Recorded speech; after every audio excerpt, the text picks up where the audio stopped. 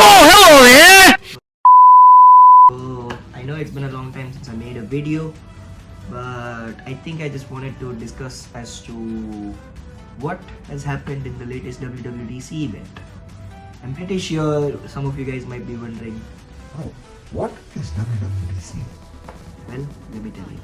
WWDC, or Worldwide Developers Convention, is an event which is hosted by Apple, wherein they announce their greatest and latest innovations related to software. So in this latest WWDC, which took place a few days back, they have announced some of the most awaited features in macOS as well as iOS, and we're going to be discussing about those things first. Let's just say they started copying pages from Microsoft and Google's books. Yep. First up, let's talk about iOS. So the latest update that's coming to iPhones is called iOS 18, and it brings about so many changes that iPhone users have been begging for. Yes, I'm literally saying begging for. First up, T9 dialing happens to make an appearance on iOS devices now.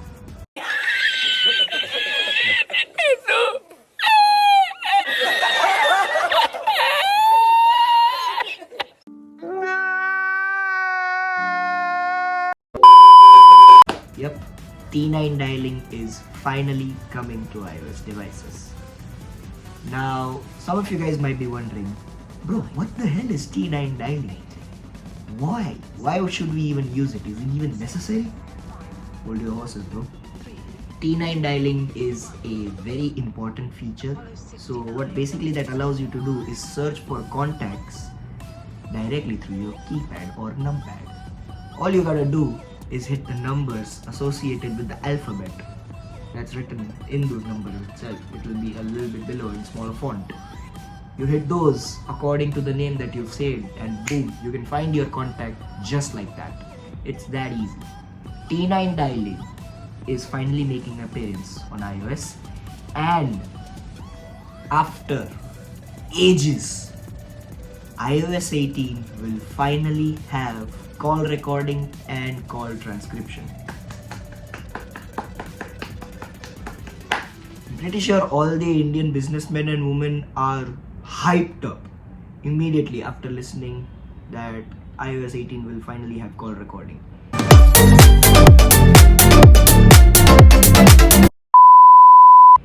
That is game changing for every single person, because iPhones are notorious for not having call recording, and the fact that it finally has call recording, woo buddy, so many people are gonna regret it. Just because they know their friend has an iPhone and they think they can't call record. Well, now you're dead wrong, pal. Because they can call record, you gotta be more careful about what you say to your friends, if you know what I mean. Yeah, boy! Now, those are not the only updates that are coming to iOS 18. Somehow, Apple is gonna allow you to customize your lock screen, your home screen, however you want. You can place every single app icon wherever you want. You can customize your app icons as well. So if you want to leave them just how they are, you can do that. If you want to customize them and make them in dark mode, you can do that as well. And if you wish to tint your app icons, you can do that. Say your wallpaper is green, but you want a contrasting app icon for that. Now you can do that. You have a green wallpaper, you can individually or altogether customize your app icons in such a way that they look contrasting or the same color as your wallpaper. Game changing. I know. Android I think Android has had this feature for a really long time. And now since iOS is getting it, every Apple fanboy is super hyped. I am not an Apple fanboy. I prefer both Android and iOS. It's just that I was tired of Windows, so I shifted to Mac. Even macOS is getting a lot of love. We'll get on that later. First up, let me finish what we're getting in iOS 18. Other than customizable home screen, you're also getting a customizable lock screen, wherein you can actually change the shortcuts that are directly visible on your lock screen. Now, if you know your iPhone already has two shortcuts directly on the screen, one for the flashlight and one for the camera. Now you can change those two shortcuts to be something else. Say you don't want it to be flashlight, you want it to be Shazam. You can change it to that. Say you don't want your standard camera app to be there and you want to change it to Snapchat camera. You can do that as well. There's so many features that you can do directly on your lock screen as well. Widgets are already available, but if you want to change them, you can do that as well. There's going to be new wallpapers as well. And if you think I forgot about you gamers, don't worry, I haven't. iOS 18 will have a gaming mode directly built into it. Nice. Which is A, gonna shut down all notifications except for the people that you have selected.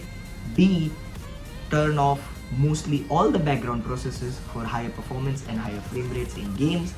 And C, improve the latency of every Bluetooth accessory that you may use with your iPhone. Now, whether that's a PS5 controller, an Xbox controller, or your Bluetooth headphones or earbuds or earphones. No matter what you use, it's gonna be pretty much better than earlier. There's that as well. Now, all of these features directly being integrated into iOS makes it feel like it's actually now properly trying to compete with Android, which is very nice. Good job, Apple. I like it. Now, let's move on to macOS. अभी मजा आएगा ना भिड़ो. Now, macOS is also getting a boatload of features. First up, let's just say that you are gonna be able to mirror your iPhone screen without even unlocking it directly onto this thing. Yes, I do have the WWDC page open just in case I missed something. Now you can mirror your iPhone screen directly from your phone onto your MacBook without unlocking your iPhone, which is a plus feature. And obviously this feature was already there, but you can get your iPhone notifications directly on your MacBook. Say someone texted you, like not just the text things, okay? Say for example you have a Spanish lesson on Duolingo. You can get that notification right on your laptop, and if you click on it, boom, your phone screen is immediately visible on your Mac. Again, your phone and your MacBook both need to be on the same Wi-Fi network, that is obvious, but it works very well. Now I wonder which ecosystem they're copying it from. Motorola. Anyways, and the old feature that was available on iPad and Mac is now also available on iPhone and Mac, which is seamlessly dropping items from both devices. Say you want to drop something from your iPhone directly onto this. If your phone screen is being mirrored, you can do that very easily.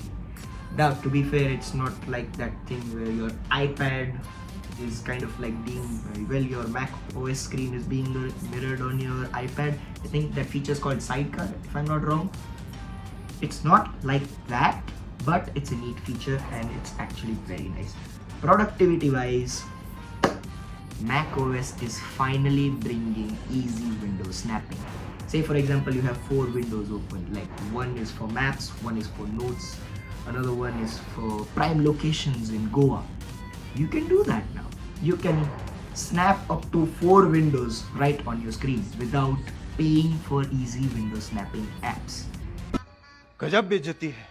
Easy window snapping is now automatically available directly on your MacBook.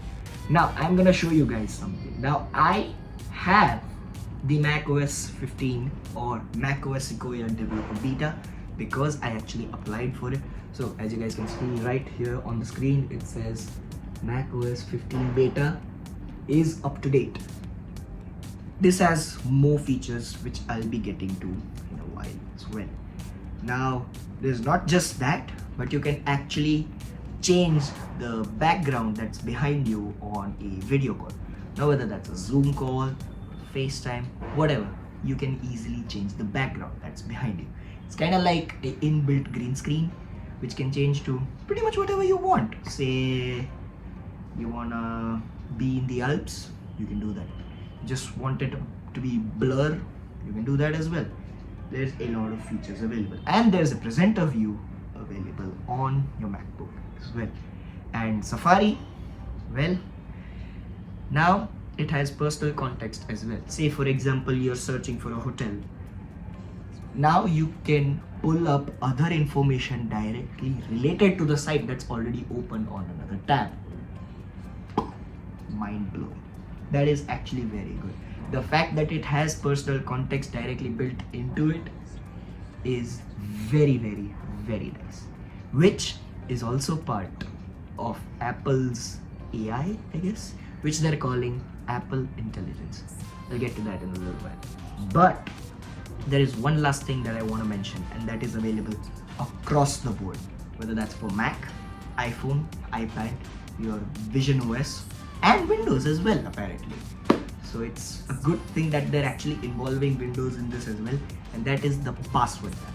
So basically what this allows you to do is save all your passwords, whether that's on Windows, Mac, iPhone, iPad, in one app under one iCloud account.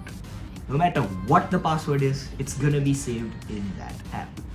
Now that could be your Activision ID, that could be your Etsy account, that could be your Amazon Prime account, could be your Netflix, heck, could be something else as well. Kinda like, let me guess, your PlayStation Network account, your Xbox account, could be anything. Every single password will be saved in that iCloud account. Very, very, very nicely done, Apple. And now let's get into the juicy part, Apple Intelligence. So in this, all I can say is that Siri, the voice assistant that is available all across the board, whether that's iPad, iPhone, or Mac, heck, even Vision OS and even the Apple Watch. Not gonna be covering the Apple Watch in this video, but there's a video coming for that. So Siri is gonna have direct integration with ChatGPT 4o. 何?お前はもう死んでいる。 No! God, please, no! No! No! Even if you don't have a premium account. Say for example, you have some ingredients ready in your fridge. You can ask Siri, hey, I have these ingredients and I want to make something from it. Can you suggest me a recipe from the same? So Siri is gonna be like, oh, you have these ingredients. Can I ask ChatGPT for the same? It's gonna directly integrate into your workflow. Say for example, you're typing an email to your boss asking for a leave of 5 to 6 days because you have a family function to attend to, kind of like a wedding or something like that, and you want to go. Now you've typed out the email, but it does not seem professional enough. Simply select the entire email, right click on it, and you'll get the option to rewrite it in a particular tone. Or you can just change the tone. It's basically gonna be the same email. It's gonna integrate a few new words, delete some words that are not required, and change it according to your mood. Professional, playful, or casual. It's gonna be all three of those things directly integrated into Apple Intelligence. And as I said earlier, personal context, that is taken to the next level in Apple Intelligence. Say you have a person named Jeet. Now you want to look for photos related to him. Say for example, Jeet surfing a wave near the beach. It's gonna pull up all the photos related to that in your gallery, and you can easily access those things.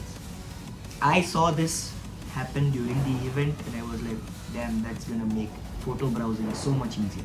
Even the Photos application itself has gotten so much love that it just changes everything entirely. There's so much stuff. There's new writing tools directly integrated which have ChatGPT. There's new focus modes. Heck, even if you've typed something and you want to proofread it, that option is also available directly. And I'm not just talking about MacBook. I'm talking about all your Apple products, whether it's an iPhone, whether it's an iPad, or whether it's a MacBook. It's gonna have that feature directly integrated into it. Now, to be fair, there are some limits as to which devices can handle this. So if you are wondering if my iPhone 6s will be able to handle it, sorry, no go. The minimum requirement for iOS 18 is iPhone XR or higher. Now if you have an iPhone 13 Pro, you're in luck. But the only problem is you're not going to be able to access some of the features that are available.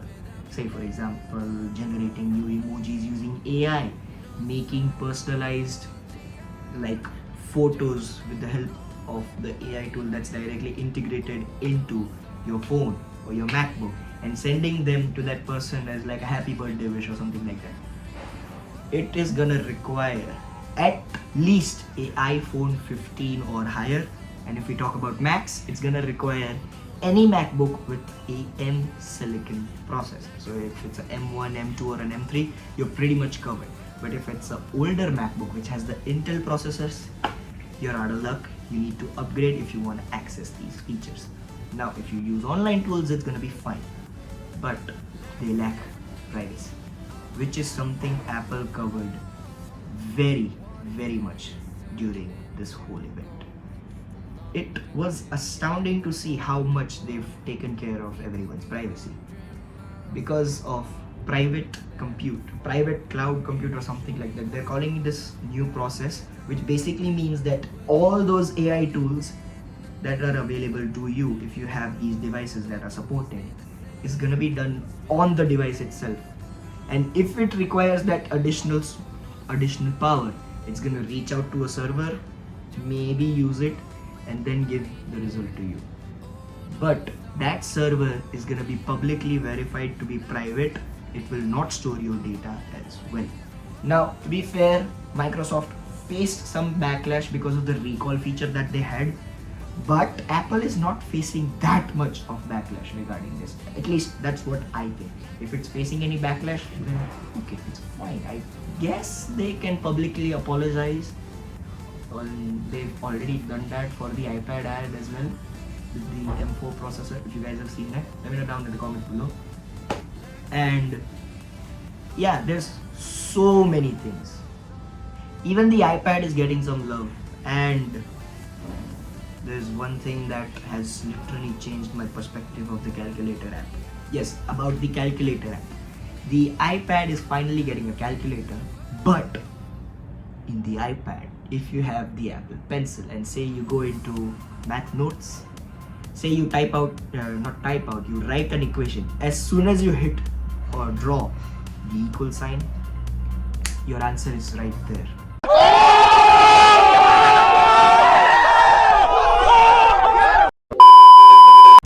It's kind of like the calculator on steroids.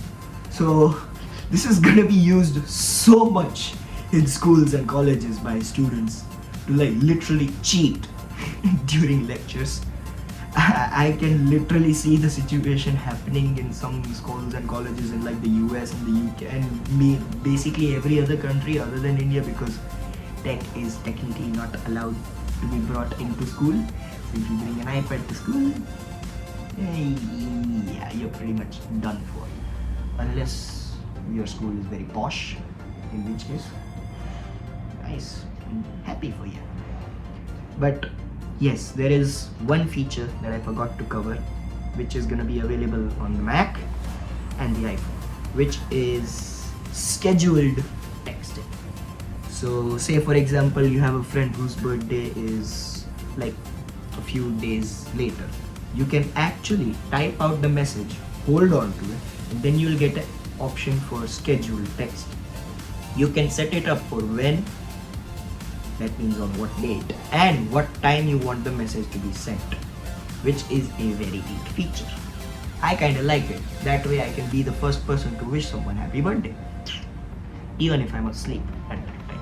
So if they call me, I'm pretty sure I'm not gonna be able to answer, which is I don't know what to call that, but at the same time, it ensures that I can be the first person to wish them happy birthday or something like that. So yeah, There's a lot of things. Even Siri has now gotten the personal context thing. And yes, it is private cloud compute. I was right. Here it's clearly visible on the Apple Events website. Actually, you know what? If you guys want to check out what actually was released in this like WWDC, I'm gonna be leaving a link for the Apple website directly in the description below. You guys can go ahead and check out all the features that are available on pretty much every product, whether that's the Vision OS, whether that's the Apple Watch, the iPad, the iPhone, the Mac. Everything has gotten a lot of stuff in this WWDC event, and I can't wait for it to come out. Now, the developer beta is already out right now, and if we talk about when the public beta will be available, I'm pretty sure it's gonna be available within like next or maybe next to next month. And the proper iOS 18 update will be coming around, I think it's gonna be October, because that's when Techtober will be happening. If it's not, I think by latest it'll be out by early to mid-November. This is my prediction. I am not exactly sure when it's coming out, but this is what everyone in like the tech industry is saying, that it'll be out by October and latest by November. It could be early as well. It could release in September as well. So yeah, if you guys are hyped for the iOS 18 update as well as macOS 15 Sequoia update, let me know down in the comments below what feature you think is actually going to be very useful to you and what feature is not exactly made for you. But yeah, also I'm going to be dropping one more video soon. I'm just waiting to like get the time to shoot it because my exams are going to be starting soon. So yeah, I'm pretty sure this is the last video I upload till my exams are over. So see you guys the next time. Peace.